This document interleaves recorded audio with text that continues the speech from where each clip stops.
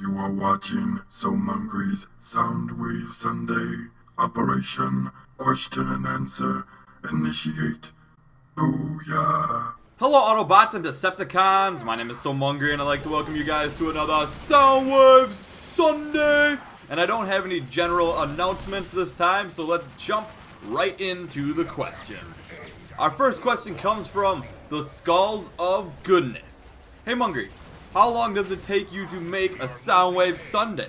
And right when I picked this question, I started a timer.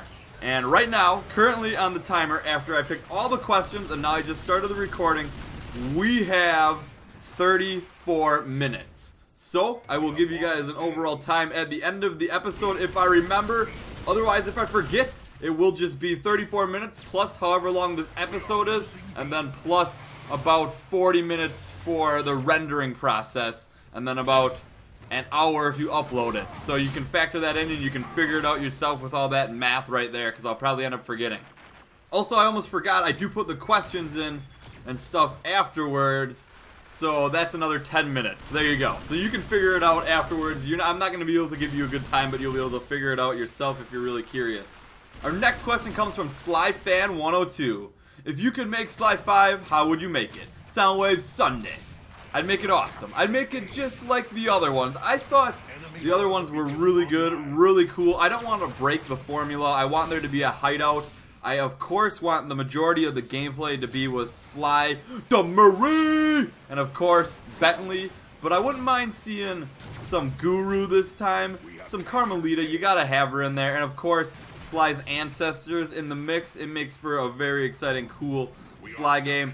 And I have a feeling we're going to see one that puts Sly through time again. So it's going to be cool seeing the different areas, and there's a lot of different Sly ancestors, and I'm just leaving it up to the developers. I mean, how would I make it? I would just include all the ancestors and go to every individual time period, because that would make for a pretty cool game, and I'm sure there's some pretty cool Sly bosses along the way. The more epic boss battles with Sly's ancestors, the better. Our next question comes from Luke Lenjik. Yo Mungry, do you plan on doing a Let's Play of the Amazing Spider-Man 2 game? Soundwave Sunday number 96. Now, I plan on trying the game out. I don't necessarily plan on playing the whole thing through. I saw a lot of you guys comment on that. I did ask about that last episode, and I kind of stopped playing the LEGO Lord of the Rings short because behind the curtain, or behind the scenes, I am working on a Transformers project, plus a lot of different editing, and that is taking up most of my time, and I really want to just focus on that, and I don't want to get too crazy, especially right now where there's not a ton of games out that I really want to play, including like the Spider-Man. I'm guessing Spider-Man will be alright, but it is a movie-based game, so who knows. I'm hoping to finish the Transformers project up before Mario Kart 8 comes out. I'm just hoping for that, and I don't know exactly when it will be displayed on my YouTube channel, because I do have some other things planned before that. I got a lot of stuff to do. I did a bunch of stuff with Harkdog and Eric from Bro Bras, and also I want to be able to upload a whole bunch of stuff and edit more stuff for Bro Bras as well that I currently am doing, because I'm not uploading much during the week. I'd like to at least start uploading there Wednesday as well as Friday, Saturday, and Sunday, plus I upload here every day. So I got a lot of stuff going on behind the curtains, so I don't think I'll do a full playthrough on the game. I think I'm gonna go rent it and see how it is, and maybe bring you guys a couple of videos and see what you guys think about it. And maybe if a lot of people show interest in it, like a lot of people, I'll do a full playthrough, but I don't know. I'm just so busy with the other stuff right now. Our next question comes from Alan Barbaro. Hey Munger, do you think the MOBA genre will get dumbed down as most modern games are going through this process? I do think, I don't know if dumbed down is the right word, but I think people are going to find a MOBA they like and they're going to stick with it, because it's tough to learn all these different characters, especially when you have to learn counter matchups for each one, and then you got to learn items and the maps through each of the MOBAs. So I think people are going to kind of stick with one. That's why you see most people just primarily playing League of Legends, Dota 2, and Smite, and then all these newer MOBAs aren't really given that much of a chance because all the people are used to the other ones already. So I think in that sense it will be dumbed down with less players unless somebody comes out with an outstanding MOBA. Our next question comes from Mega Dark Bubbles. Hey Mungry, have you ever went out of state? If so, how was it? Soundwave Sunday number 96. And yes, I've been many places. I just recently was in Arizona, and on the way through we stopped in Colorado, or at least the plane did. And then I've been to, wow, Missouri. I've also been to Florida. I've also been to Minnesota, Michigan, Illinois, Ohio. I've been to a lot of places. Arkansas, I can't even think of them all. Tennessee, is that where Graceland is? I've been to Kentucky. I've been to a lot of different places. I've traveled a ton. I saw the Grand Canyon, all that good stuff. I've been to Nevada, Las Vegas, and it's enjoyable. But you know what? I think it doesn't really matter where you live or where you're at. If you just surround yourself with the people that you know and love, that's where you want to be. Our next question comes from Curtis Todd. Hey Munger, have you seen Disney's Frozen? And if you have, what do you think of it? Soundwave Sunday number 95. You're off number there, bro.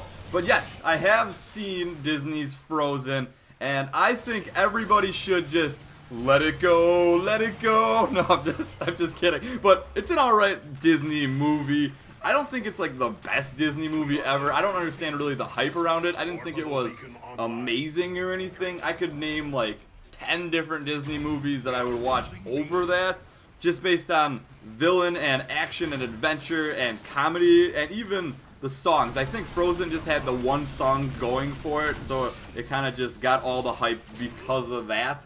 But I don't think it's an overall top 10 Disney movie in my opinion. Next question comes from Mr. Grimlock the King. Munger, what is your favorite Transformers game? My favorite is War for Cybertron for multiplayer. I'm going to talk about each of these games in their heyday. So War for Cybertron multiplayer and also Transformers PS2 on the campaign. I'm going to go with Fall Cybertron for escalation, because although it wasn't endless waves, I just thought it looked a little bit crisper and it felt smooth, and I played that escalation more than I actually did in War for Cybertron. And am I putting my trust in Rise of the Dark Spark? Soundwave Sunday number 96. I'm not really, I guess, putting my trust. I don't know what you mean by trust. I'm going to get the game. I'm going to play it. I don't think there's going to be any competitive multiplayer. I'm going to play through the campaign, play the escalation here and there. But overall, I'm looking forward to Transformers Universe the most. I'm thinking that game is going to be the game I'm going to play a ton. And I just like how it looks. I think the character trailers are turning out amazing on their channel with all the different characters. And it's got that, it's more of an open area MOBA. So it's not a MOBA, it's a MODA, a massive online tactical arena. So I'm pretty excited to see how that works. And it looks cool to me. I'm more into, I guess, the PC gaming as of recently with like Smite and stuff like that. I still do play consoles, but usually I find myself going back to console games and just playing like the campaigns and stuff right now. I haven't really played too many console multiplayer recently, except for some Smash Bros, Project M, which is very fun, and also some Mario Kart, because I'm waiting for the new Mario Kart coming out this next month. I cannot wait. And of course Plants vs. Zombies. So I'm looking forward to Transformers Universe, I guess, over ROTDS. Our next question comes from Iron Dude 11,000. Monkey, you said a while back I recorded a walkthrough, and in my opinion it was my best ever, and I'm waiting for the best time to upload it. What was it, and when will you upload it? Avengers Sunday number 96. You know what? I don't know when I'll upload it. Now I'm swamped with all this editing. I need to edit it. I need to put it in Sony Vegas, which is what I use to edit stuff with. Sony Vegas 10, that was also a question I didn't get to answer. Sorry about that, I can't remember who asked that. But I need to edit it, and then I need to put it up. I think the Transformers project that I'm doing right now will go up, and then possibly another project with Eric from Bro Bros will go before that, and then that walkthrough will come. I don't know exactly, but I will make sure that everyone knows which is the one that I thought was my best. I still mentally think it was my best as far as commentary goes, but I don't really remember at this time. I have to go through, listen to it again. I know there's like a bunch of like picture references that I need to add into it as well when I do edit it. But I do still stand by that statement. I do think it was my best ever. It was when I took that break from YouTube and I recorded one episode a day, and I just recorded it at when I was like feeling it the most, and then every episode just turned out just amazing. I thought I was like, after every episode, because they're like long videos. They're like 20 to 30-minute videos each for this series, and it's about 18 to 20 episodes, I would say. And after each one, I was like, yeah, that was a good feeling video. I was really excited for that, and I cannot wait to share it with you guys. So I don't know exactly when it will come though, but I will let you guys know when it is about to come. Our next question comes from Tristan Gill, and I think Gill is a currency in Final Fantasy. I could be wrong. I'm not sure. But your question is, hey Mungry, if you could be one god from Smite in real life, who would he be? Why can't I be a girl? Soundwave Sunday number 96. Well, if I could be one god, who would he be? I gotta pick Bacchus on this one, the god of, I believe, wine. He just looks like he has the most fun. He fights with the chicken leg, so he can either use it as a club or he can have a snack, and then his other power is to drink wine. And then he's got a lot of girls around him, and it just looks like he's always ready to party. So I'm gonna have to go with him, and if I were of the female gender, I would pick Aphrodite because of the same reasons, except for she doesn't have a giant meat stick or chicken leg with her, which is a downfall. But it would still be fun to be her as well. Our next question comes from Mr. Bollocks. Mungry, if you could make a type of dragon, what would it look like? What is its name? Where does it live?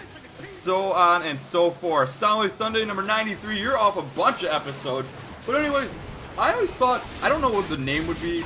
I would have to think about it, because naming your dragon is probably pretty important. You don't want to make him mad. You want to give him some cool name.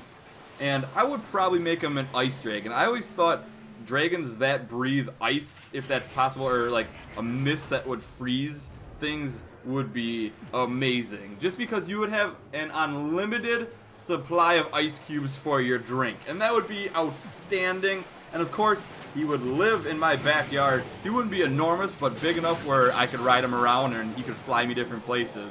And he could just, like, you know, freeze, or maybe a water dragon that could control the water temperature so that he could have like a nice water landing anywhere, make like a quick man-made river, or a dragon-made river, and then just land in it or something like that. I think that'd be pretty cool. Our next question comes from Gerald Jordan. Have you been to Transformers The Ride? Hashtag Soundwave Sunday number 96. I have not. I heard it was amazing. If you have the chance to go on it, definitely do so. Let me know how it was, because I've heard it is the one ride that you should go on. I believe it's Universal Studios. I'm not exactly sure, but I heard it's like the one ride at whatever amusement park it's at that you definitely need to go on when you are there. Our next question comes from Matthew Disdare. Hey Mungry, in any of the Smash Bros. Brawl, what is your favorite Smash Ball move? Mungry's Day Before Monday.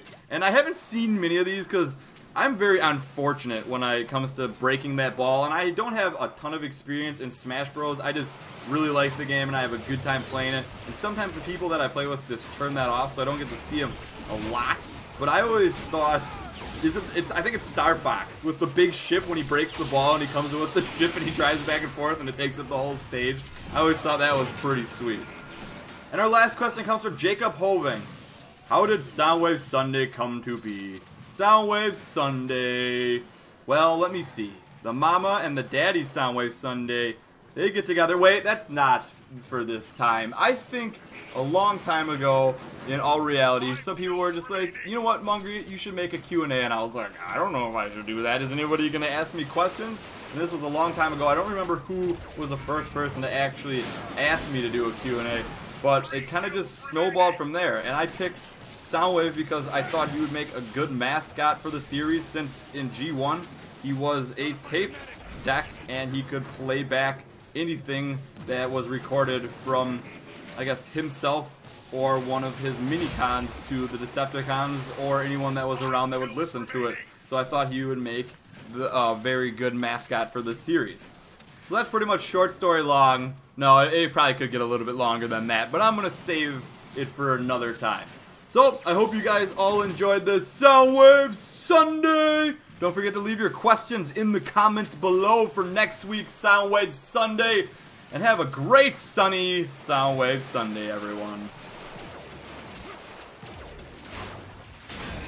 Need some repairs.